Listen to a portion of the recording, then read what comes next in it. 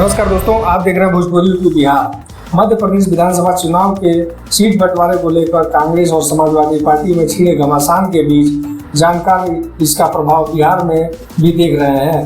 कांग्रेस को लेकर बिहार की राजनीतिक पार्टियां, खास तौर पर महागठबंधन में जदयू, राजद और भाकपा माले सतर्क हो गए हैं। लेकिन बिहार की राजनीति में जो सामने से दिख रहा है, क्या ऐसा ही अंदर से भी है? दरअसल सवाल यह है कि क्या नीतीश कुमार समाजवादी पार्टी जैसा बगावती की राह पकड़ लेंगे या फिर कांग्रेस से कदम ताल करते रहेंगे। वहीं बड़ा सवाल यह भी है कि महागठबंधन में शामिल अन्य सहयोगी दल और लालू यादव क्या करेंगे।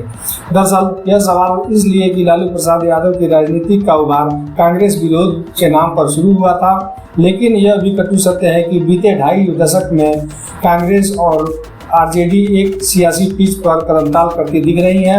यह नज़दीकी कई बार कांग्रेस विरोध के दूसरे बड़े चेहरे नीतीश कुमार के लिए बड़ी परेशानी का सबब बन जाती है। एक बार फिर जब लालू और कांग्रेस की काफ़ी करीबी देखने की मिली है तो नीतीश कुमार के लिए यह असहज स्थिति उत्पन्न हो जाती है। हालांकि मध्य प्रदेश में नीतीश कुमार ने जदयू के 10 उम्मीदवार चुनावी मैदान में उतार कर अपने तेवर दिखा दिए हैं, लेकिन इसके साथ ही लालू प्रसाद यादव ने भी बिहार के श्री कृष्ण सिंह, बिहार के प्रथम मुख्यमंत्री भूमिहार जाति से थे, उनकी जयंती पर के अवसर पर कांग्रेस मुख्यालय में आयोजित समारोह में चीफ गेस्ट बनकर नीतीश कुमार को अपनी रणनीति भी खोले से समझा दी है। जाहिर है कि केंद्र में कांग्रेस है और लालू की हाँ और नीतीश की ना के बीच की रणनीति अपनी रफ्तार से बढ़ रही है। देखना दिलचस्प होगा कि आने वाले समय में बिहार की राजनीति क्या मोड़ लेती है।